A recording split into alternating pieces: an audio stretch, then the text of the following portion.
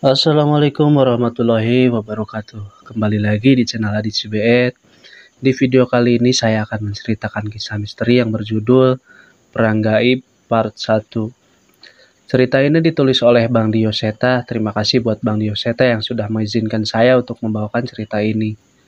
Buat kalian yang ingin membacanya secara langsung, nanti saya kasih linknya di deskripsi. Sebelum lanjut videonya, buat kalian yang belum subscribe ke channel ini, mari bantu klik tombol subscribe-nya dan nyalakan lonceng notifikasinya agar kalian tidak ketinggalan cerita terbaru dari channel ini. Dan kalau kalian suka dengan cerita kami, silahkan klik tombol like-nya dan bantu share video ini.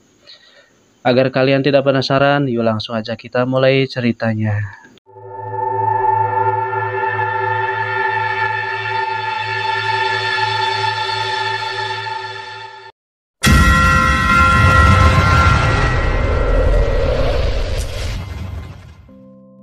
Ojo kewanen nek kue durung siap. Kue orang ngerti sing mbok lawan. Iki dudu gelut, iki perang. Jangan berani-berani kalau kamu belum siap. Kamu nggak tahu siapa yang kamu lawan. Ini bukan pertarungan, ini perang. Aku tersentak dari tidurku, teringat dengan jelas sesosok bayangan makhluk besar memperingatkan dalam mimpiku. Waktu sudah menunjukkan pukul 8 pagi, segera aku mempersiapkan diri untuk menemui Pak Koswara. Sudah 1 minggu sejak kejadian di Imah Leuweung yang hampir merenggut nyawaku, namun kami sepakat kami tidak akan berhenti di sini sampai semua permasalahan ini selesai. Aku tahu ini seperti bunuh diri, mengingat bahkan aku sendiri pun hampir mati saat melawan siluman ular yang merupakan anak buah dari makhluk jahanam, yang menjadi asal muasal tragedi ini. Pagi Pak Koswara, ucapku saat bertemu dengan Pak Koswara di sebuah warung desa tidak jauh dari tempat aku tinggal. Pagi Mas Danan, sudah sarapan? Sambut Pak Koswara. Belum Pak, ini sekalian mau sarapan lotek ulekannya Teh Imas, ucapku sambil menoleh dan memberikan kode ke Teh Imas sang pemilik warung. Pak Koswara menyulut rokoknya, menarik nafas cukup panjang dan menghembuskan dengan nafas yang kurasa bercampur dengan rasa keluh. Gimana Mas Danan? Ada petunjuk dari kejadian kemarin? Tanya Pak Koswara. Iya Pak, ini juga alasan saya kenapa saya ngajak ketemu tanpa mengajak Kang Asep, jawabku. Makhluk besar yang bertarung dengan Pak Koswara, apa benar itu lelepah? Pak Koswara memandangku sambil menjentikan abu rokoknya. Kamu tahu dari mana? Anak yang tinggal di rumah budemu itu ya? Tanya Pak Koswara. Iya Pak, Bapak tahu Dio? Aku menjawab dan menjadi semakin penasaran. Saya sempat membantunya saat dia dikejar lelepah. Sepertinya sudah 1 bulan yang lalu, jelas Pak Koswara. Berarti Pak Kus juga tahu lokasi majikan lelepah itu? Tanyaku. Belum, memangnya anak itu cerita apa? Dia melihat tempat lelepah itu mengeksekusi tumbalnya dan alasan aku tidak mengajak Kang Asep karena lokasinya itu ada di tanah milik majikan Kang Asep. Jelasku pada Pak Koswara. Pak Koswara mematikan rokoknya dan menghela nafas. Maksudnya rumah Mbah Wira? Iya Pak, tapi masih perlu kita pastikan, jawabku. Ya sudah, kapan kita ke sana? Jika memang dia pelakunya, harusnya kita bisa merasakan sesuatu saat masuk ke rumahnya. Lanjut Pak Koswara. Masalahnya Pak, beberapa hari ini saya dapat mimpi yang memperingatkan bahwa ini bukan masalah biasa. Kita harus siap untuk perang, ceritaku dengan gelisah.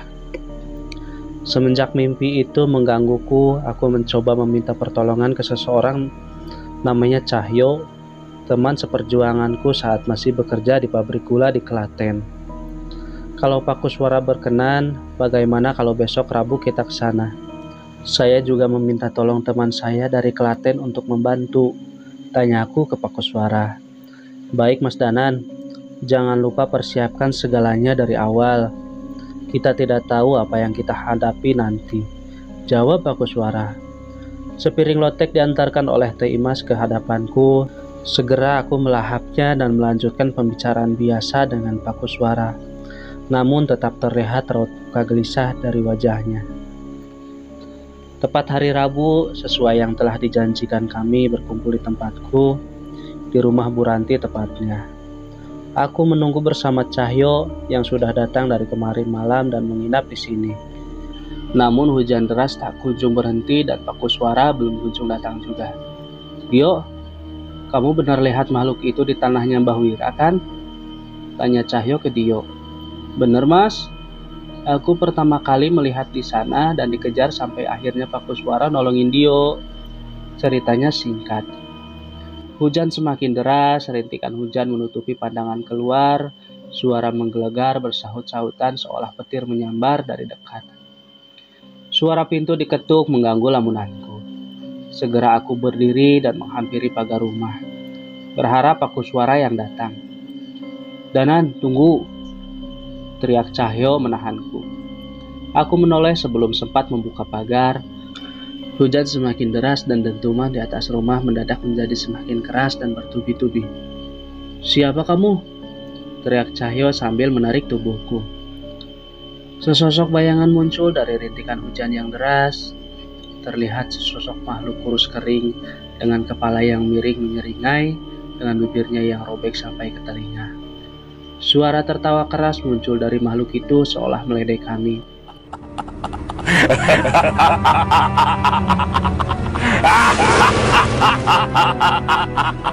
Aku membacakan amalan pedang bermaksud menyerang makhluk itu.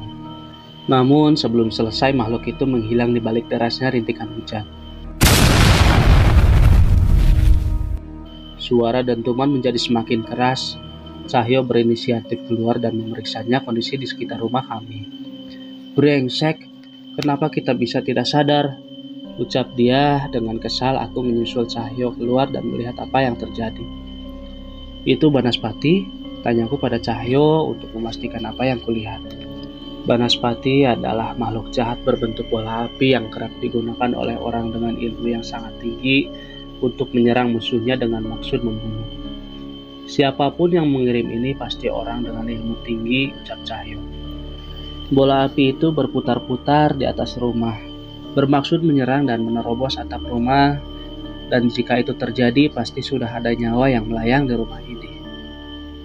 Sekali lagi bola api itu mencoba menerobos, namun yang terjadi adalah benturan. Rupanya suara yang dari tadi kami dengar adalah suara Banaspati yang berbenturan oleh sesuatu. Aku melihat sekeliling mencari asal energi yang menahan Banaspati itu. Sudah kuduga itu adalah Pak Kuswara yang sedang duduk bersila di bawah derasnya hujan dengan merapalkan mantra pelindung. Cahyo mengambil segenggam tanah, membacakan beberapa kalimat doa, dan melemparkan ke kebun kosong di belakang rumah. Banaspati itu menjadi hitam. Makhluk itu menyadari benda yang dilempar Cahyo menerjang tanpa ampun. Ledakan besar terjadi ketika bola api hitam itu menyentuh tanah di kebun kosong itu. "Sudah aman," kata Cahyo. Pak Kuswara membuka matanya dan menghampiri kami. "Maaf Mas Danan, makhluk itu terlalu berbahaya jika saya hadapi sendiri. Terlalu beresiko untuk yang tinggal di rumah," kata Pak Kuswara. "Enggak Pak, saya yang bodoh, gak menyadari ada makhluk sekuat itu yang menyerang," jawabku.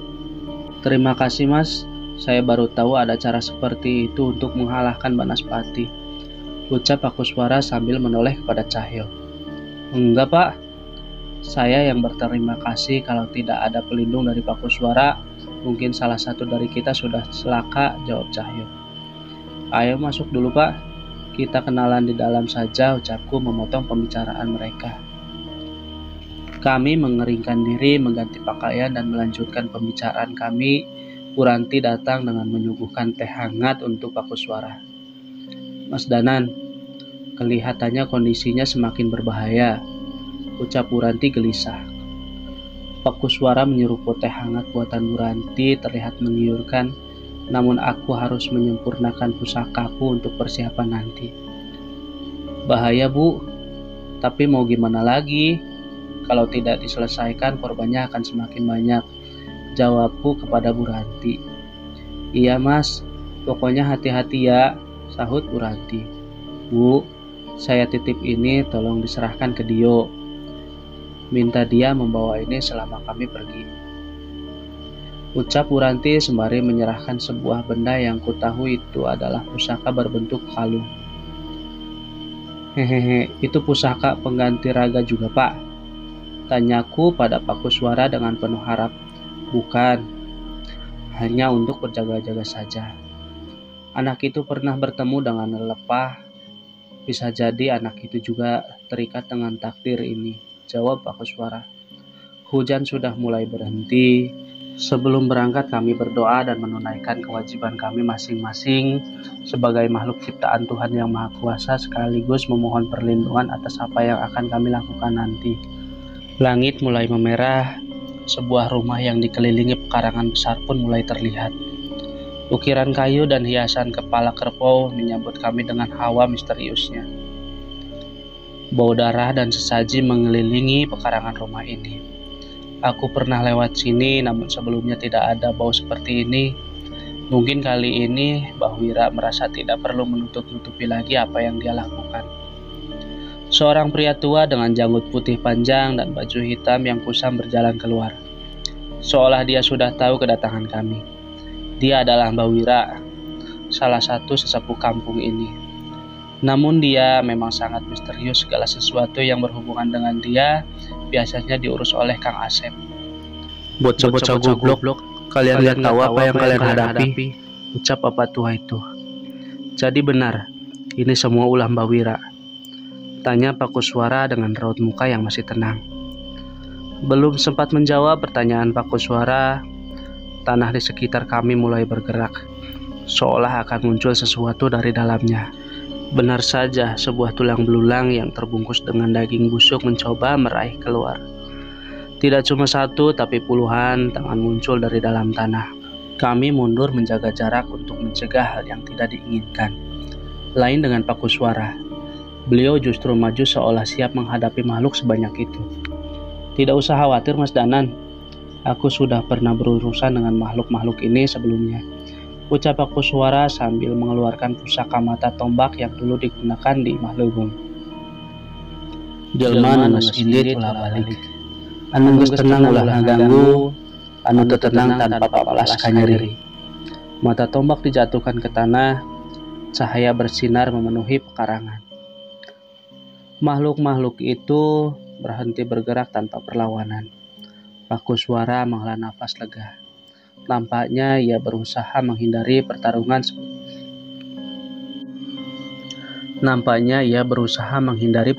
sebisa mungkin. Tak melewatkan kesempatan, Cahyo berlari ke dalam mencoba meraih Mbah Wira. Belum sempat menyentuhnya, sesosok makhluk raksasa melibasnya hingga terpental. Ya, itu lelepah yang selama ini meneror kampung ini. Cahyo kembali berdiri. Aku tahu serangan itu tidak akan mengalahkannya. Dia pernah berurusan dengan makhluk seperti ini. Sementara Cahyo sibuk dengan lelepah, aku dan Pak Kuswara menerjang ke arah Mbah Wira mencoba menyerangnya dengan maksud melumpuhkannya. Kalian tidak akan bisa membunuhku, ucap Mbah Wira. Kami terpental tanpa menyadari apa yang membuat kami mundur. Energi yang besar muncul dari dalam tanah dan membentuk sebuah bola api persis seperti yang menyerang rumah tadi. Tak menyerah, kami maju lagi dan menyerang. Pertempuran sengit terjadi di antara kami bertiga. Tak satu pun dari kami bisa menyentuh Mbah Wira sampai akhirnya sapuan lengan raksasa dari lelepah membuat Pak Kuswara tersungkur. Darah mengalir dari kepala Pak Kuswara. Cahyo merapalkan mantra pelindung dan segera menghampiri Pak Kuswara. Aku panik tanpa kesadaran penuh, aku menarik keris dari sukmaku dan melemparkannya ke arah Mbah Wira. Tidak ada yang menahan hujaman keris itu hingga menusuk ke jantung Mbah Wira. Seketika ia tersungkur dan darah segar mengalir dari jantungnya. Aku membunuhnya, pikirku. Belum sempat menghilangkan kepanikanku, pukulan keras dari lelepah melemparkan tubuhku. Untung saja mantra pelindung dari Cahyo mengurangi rasa sakit yang ditimbulkan. Kembali aku menoleh ke arah Mbah Wira. Namun apa yang terjadi? Tubuhnya hilang. Yang tersisa adalah dua makhluk jahanam yang mencoba menyerangku lagi. Kali ini Cahyo tidak diam. Dia menahan kedua makhluk itu sendirian. Tenangkan dirimu, Mas Danan, ucap Pak Kuswara sambil mencoba kembali berdiri. Lihat ke depanmu. Dari kegelapan di dalam rumah muncul seseorang dengan janggut putih panjang dan baju hitam yang tidak asing. Itu Mbah Wira. Dia kembali tanpa luka sedikit pun. Keris pun tergeletak begitu saja. Jangankan membunuhku. Menghadapi makhluk penjagaku saja kalian tidak mampu, ucap Mbah Wira dengan sombong. Baik, kalau itu maumu, balas Cahyo sambil melepaskan ikatan sarung dari pinggangnya. Sarung itu adalah senjata andalan Cahyo yang selalu ikut kemana saja pergi. Cahyo menggeliat seperti kera, menaiki tubuh lelepah menutup kepalanya dengan sarung dan menghantam kepalanya dengan tangan kosong.